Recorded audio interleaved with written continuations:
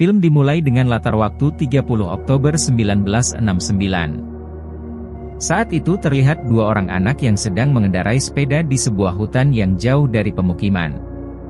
Di saat itu pula kedua bocah itu tanpa sengaja melihat sesosok mayat seorang pria yang tergeletak di pinggiran rawa. Kemudian tak berselang lama, datanglah dua orang polisi yang mengidentifikasi mayat tersebut. Diketahui mayat pria itu bernama Casey Andrew. Saat itu kedua polisi itu tidak menemukan jejak kaki dari mayat tersebut, dan mengira bahwa mayat itu mungkin terjatuh dari menara yang tepat berada di atasnya. Kemudian polisi itu pun mencoba menaiki dan memeriksa menara tersebut, dan tanpa diduga mereka pun menemukan lantai menara itu terbuka dan tepat berada di atas mayat itu. Setelah dilakukan otopsi terhadap mayat tersebut, didapatilah sebuah fakta bahwa mayat itu meninggal pada waktu tengah malam pukul 2 dini hari. Dan penyebab kematiannya dikarenakan benturan keras di belakang kepalanya. Tetapi polisi itu berasumsi bahwa jika terdapat benturan di belakang kepala, itu artinya korban terjatuh akibat didorong seseorang. Tetapi anehnya tim penyidik tidak menemukan tanda-tanda keberadaan orang lain di tempat tersebut. Namun tim penyidik menemukan serat merah yang terdapat pada jaket korban. Dan setelah dilakukan uji laboratorium, ternyata serat itu berupa benang wol yang bisa saja dari sebuah sweater atau shawl. Berita atas pembunuhan itu pun mulai tersebar di masyarakat. Beberapa orang di desa itu sangat mengenal Casey Andrew yang dicap sebagai pemuda kaya yang brutal dan pecandu seks. Tetapi mereka masih penasaran siapa orang yang telah membunuh Andrew. Kemudian salah satu pelayan bar itu mengatakan mungkin saja pelakunya adalah gadis paya yang tinggal di rawa tersebut. Dikarenakan orang-orang di desa itu menganggap wanita itu sebagai wanita yang aneh karena ia tidak pernah berinteraksi dengan orang luar dan hanya tinggal seorang diri di rawa paya tersebut. Di keesokan harinya kedua polisi itu pun terlihat mencoba mendatangi rumah wanita itu untuk mencari barang bukti. Namun ternyata kedua polisi itu pun menemukan sebuah topi merah yang terbuat dari benang wol. Di saat yang bersamaan ternyata wanita paya itu juga menyadari keberadaan polisi tersebut. Singkat cerita di lain waktu, terlihat para polisi sedang menyusuri rawa-rawa untuk mencari keberadaan wanita paya itu. Dan akhirnya polisi itu pun menemukan keberadaan wanita itu dan langsung melakukan pengejaran.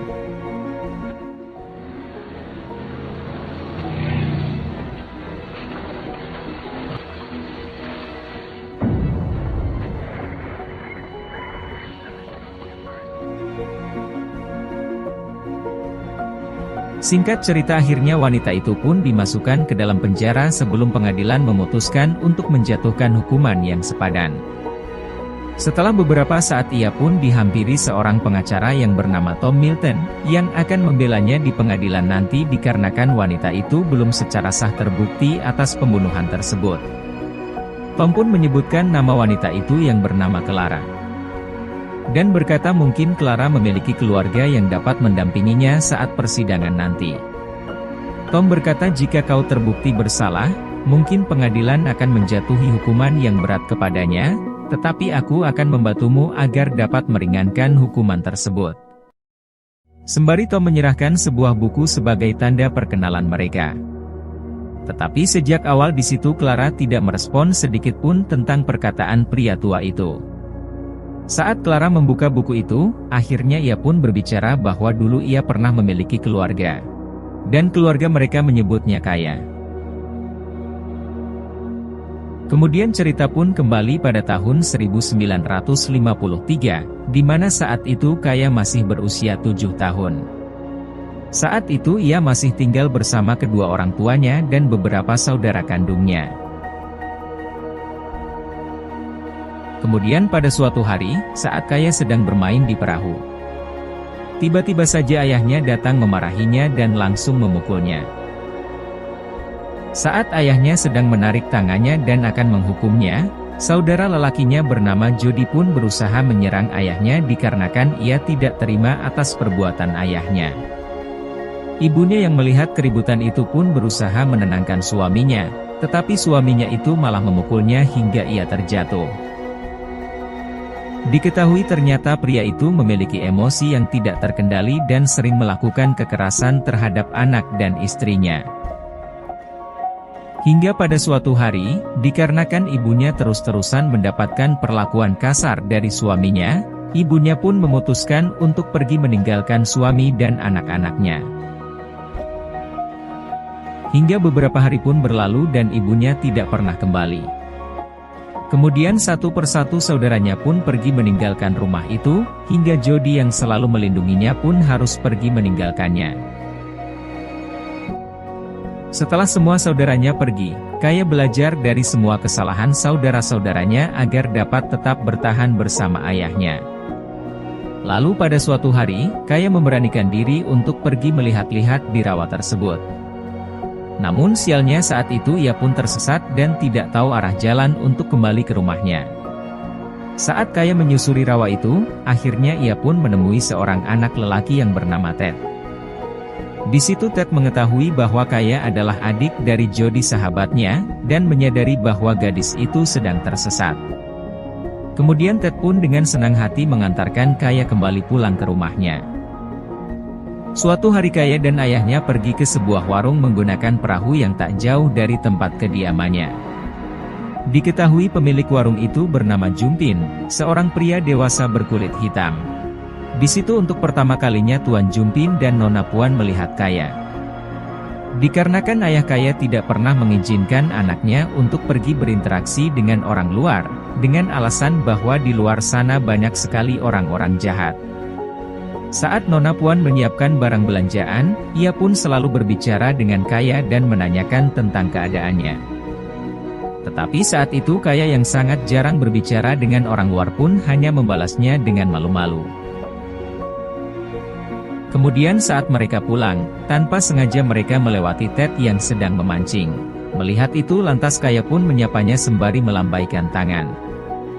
Kemudian ayahnya pun memperingatkan Kaya agar selalu berhati-hati dengan orang asing, dan jangan mudah percaya. Lalu pada suatu hari, Kaya mendapatkan surat dari ibunya. Tetapi karena ia tidak bisa membaca ia pun memberikannya kepada ayahnya. Tetapi sialnya setelah ayahnya membaca surat itu, ia malah langsung membakarnya tanpa memberitahu isi suratnya dan hanya mengatakan bahwa ibunya tidak akan pernah kembali lagi. Sehingga Kaya pun menangis dan hanya bisa melihat surat itu terbakar. Kemudian di malam harinya ayahnya pun mengamuk dan membakar semua barang-barang istrinya dengan penuh emosi.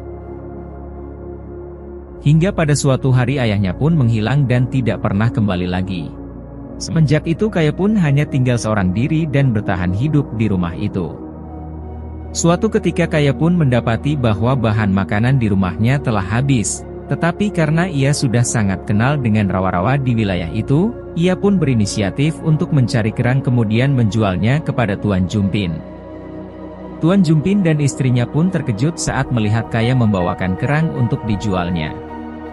Sehingga mereka berdua pun menyadari bahwa Kaya hanya tinggal seorang diri, dikarenakan ayahnya yang menghilang entah kemana. Kemudian uang yang telah Kaya dapatkan ia belanjakan untuk keperluan di rumahnya. Semenjak itu Kaya pun selalu mengumpulkan kerang untuk dapat bertahan hidup, dan semenjak itu pula keluarga Tuan Jumpin dan istrinya menjadi dekat kepadanya. Bahkan Nyonya Puan juga memberikan sepatu dan mengajarkannya membaca dan menghitung, dikarenakan saat itu Kaya tidak pernah menginjakan kaki di bangku sekolah. Di masa sekarang terlihat saat itu persidangan kasus pembunuhan Andrew telah dimulai. Saat itu hakim membacakan tuntutan jika saja Kaya terbukti telah melakukan pembunuhan itu, maka ia akan dijatuhi hukuman mati. Tetapi karena kecerdasan Tuan Tom dalam membela Kaya, sehingga membuat persidangan itu pun menjadi sangat tegang dan membuat para juri kesulitan menentukan status hukum Kaya.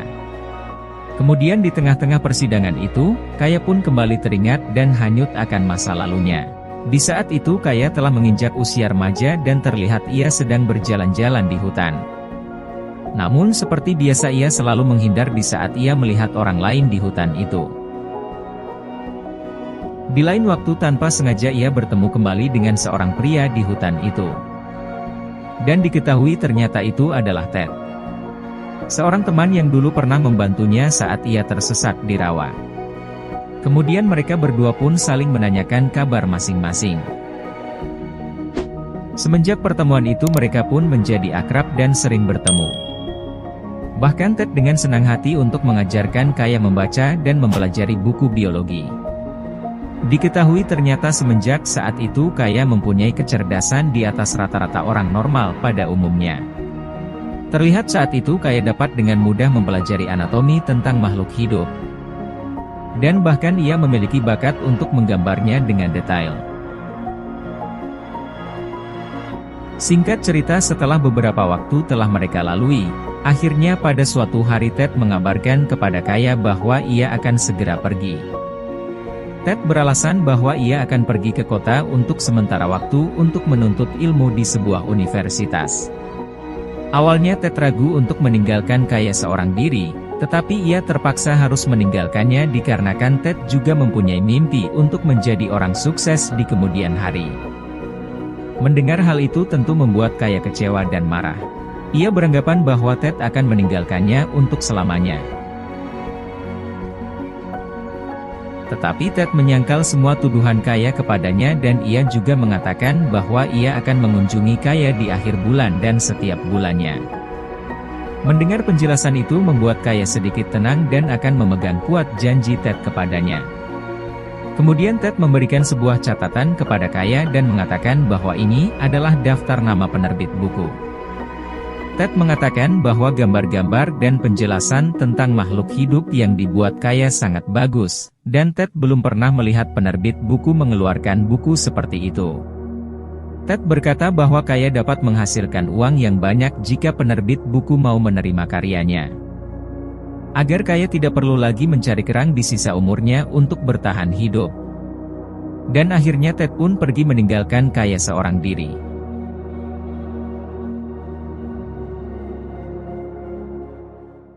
Setelah beberapa lama Kaya menjalani hidup dengan ditemani Ted, kini ia harus kembali menjalani suramnya hidup seorang diri di rawa itu. Singkat cerita setelah 1 bulan telah berlalu, akhirnya Kaya pun menyambut hari itu dengan antusias. Di mana Ted akan mengunjunginya di tempat dan waktu yang telah ia janjikan. Di pagi itu Kaya pun mendatangi pantai tersebut dengan penuh harapan. Tetapi hingga matahari mulai terbenam Ted belum juga datang mengunjunginya.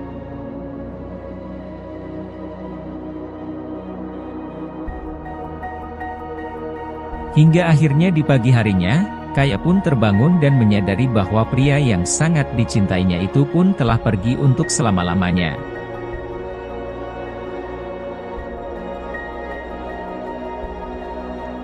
Kemudian di masa sekarang, terlihat Tuan Tom menyampaikan pembelaan atas tuduhan Sheriff kepada Kaya. Sheriff itu menuduh bahwa Kaya telah berhasil menghilangkan jejak-jejak dan sidik jarinya di menara itu.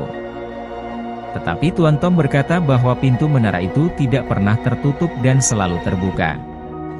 Dan itu menjadi bukti bahwa Kaya memang tidak pernah menaiki menara tersebut, itu sebabnya tidak ada sidik jari Kaya di pagar dan pintu menara tersebut.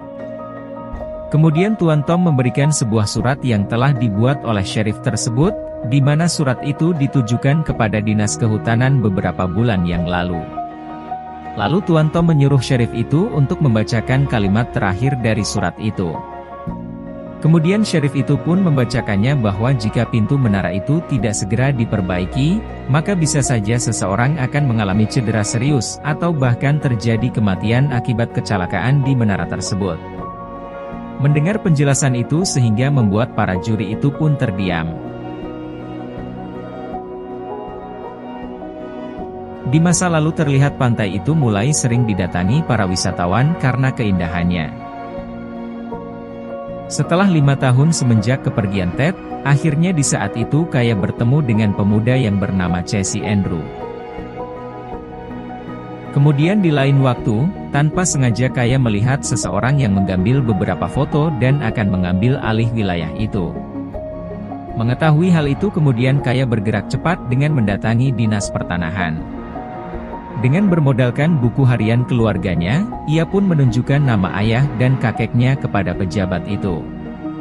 Pejabat itu lalu berkata bahwa memang benar wilayah itu ditempati atas nama ayahnya.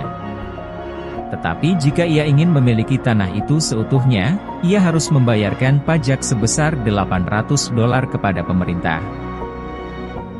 Karena hal itu Kaya pun mencoba mencari uang dengan cara mengajukan karyanya kepada penerbit seperti yang disarankan Ted. Di lain waktu terlihat saat itu Kaya sedang duduk berdua bersama Andrew. Saat itu Andrew berusaha mencium Kaya dan memeluknya. Sesaat Kaya merasa nyaman dan menikmatinya, namun ia pun kembali mengingat kekasihnya Ted yang selalu menjaga kehormatannya. Lantas Kaya pun memutuskan untuk pergi dan menganggap bahwa Andrew bukanlah pria baik-baik. Kemudian Andrew pun berusaha meminta maaf kepada Kaya, lalu mengajaknya untuk pergi menaiki sebuah menara suar yang sudah tidak berfungsi. Dan disitulah untuk pertama kalinya Kaya menaiki menara tersebut dan melihat keindahan rawa tersebut. Atas kehadiran Andrew kini Kaya tidak pernah merasakan kesepian lagi. Hari-hari pun kini ia lalui bersamanya. Hingga mereka pun memutuskan untuk menjalin hubungan sebagai sepasang kekasih. Namun seiring berjalannya waktu, Kaya pun merasakan bahwa kekasihnya itu tidak seperti yang ia harapkan. Di ruang persidangan saat itu ibunya Andrew bersaksi atas kematian putranya. Ia mengatakan bahwa pada suatu malam putranya pulang dengan keadaan marah, lalu Andrew berkata kepada ibunya bahwa hubungannya dengan Kaya telah berakhir. Lalu ibunya juga berkata, bahwa di malam itu Andrew masih menggunakan kalung cangkang kerang dari pemberian Kaya. Tetapi di hari kematiannya, kalung itu ternyata sudah tidak ada. Dan ibunya Andrew berkata bahwa wanita itulah yang telah mengambil kalung tersebut. Namun Tuan Tom membantah tuduhan itu dikarenakan pihak kepolisian telah melakukan penggeledahan di rumah Kaya secara menyeluruh, tetapi mereka tidak mendapatkan kalung tersebut. Kemudian di masa lalu, pada suatu malam Ted datang menemui Kaya di kediamannya. Namun Kaya yang melihat kedatangan Ted, ia malah mengusirnya dikarenakan Ted yang telah lama pergi meninggalkannya selama 5 tahun. Saat itu Ted berulang kali meminta maaf atas perbuatannya kepada Kaya. Dan Ted juga menunjukkan sebuah bulu yang pernah diberikan Kaya kepadanya. Melihat itu Kaya pun hanya terdiam dan tidak tahu harus berbuat apa.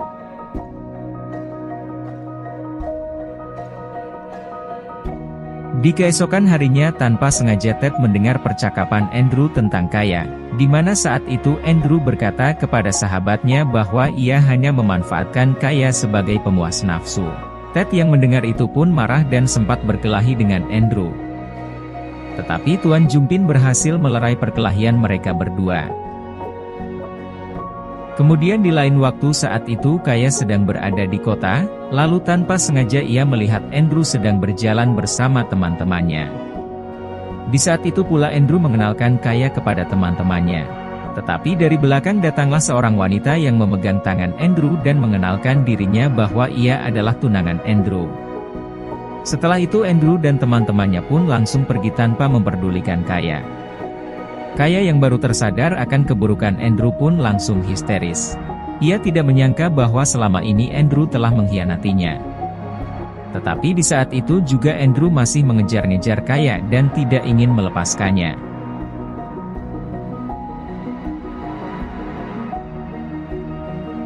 Singkat cerita setelah beberapa waktu, akhirnya Kaya mendapati surat balasan dari salah satu penerbit. Dan ternyata di saat itu buku karya yang dibuat Kaya diterima dan akan segera diterbitkan. Lalu di saat itu juga Kaya mendapatkan uang yang sangat banyak dari hasil jerih payahnya, sehingga ia dapat memperbaiki rumahnya dan berhasil membayar pajak atas tanah yang ditempatinya. Di lain waktu terlihat Andrew terus-terusan mendatangi Kaya dan meminta maaf atas kejadian beberapa hari lalu. Tetapi Kaya tetap bersikeras untuk tidak mendengarkan apapun penjelasan dari Andrew. Andrew yang sakit hati atas penolakan Kaya, ia pun lantas berusaha untuk memperkosanya di saat itu juga. Tetapi untungnya Kaya berhasil lolos dengan cara memukul kepala Andrew dengan menggunakan batu. Kemudian di malam harinya Ted datang untuk melihat keadaan Kaya. Sehingga di malam itu juga sesaat Kaya merasa aman dari ancaman Andrew.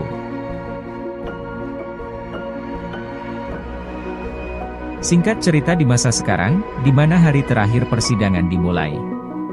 Saat itu Ted, Tuan Jumpin, dan Nyonya Puan juga ikut hadir dalam persidangan itu. Saat pembelaan terakhirnya, Tuan Tom berkata bahwa serat benang merah yang terdapat pada jenazah Andrew tidak dapat menunjukkan bahwa Kaya adalah pelakunya. Ditambah lagi tidak adanya bukti dan saksi yang kuat atas pembunuhan tersebut, sehingga dapat disimpulkan bahwa Kaya bukanlah pelaku pembunuhan itu. Kemudian setelah beberapa saat, akhirnya para juri pun memberikan penilaiannya kepada hakim. Atas keputusan para juri, sehingga hakim pun memutuskan bahwa Kaya tidak terbukti bersalah. We the jury find the defendant not guilty of first-degree murder.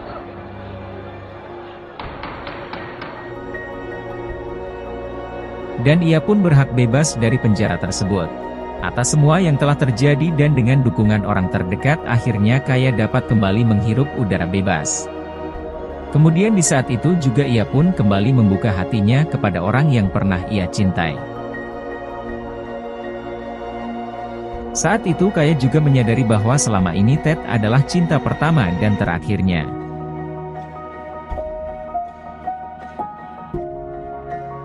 Sehingga mereka pun memutuskan untuk menjadi sepasang suami istri.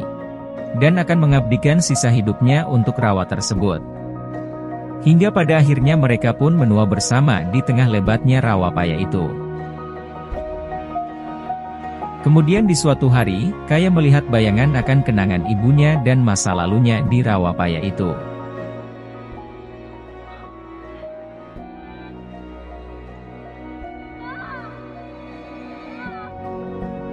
Hingga akhirnya kenangan itulah yang membuat matanya tertutup untuk selama-lamanya.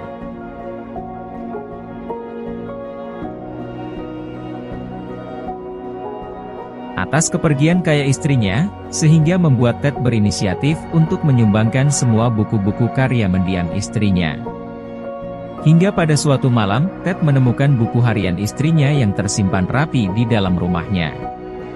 Kemudian tanpa diduga Ted menemukan sesosok gambar pria yang pernah dikenalnya. Dan sebuah kalung cangkang kerang yang terselip di belakangnya.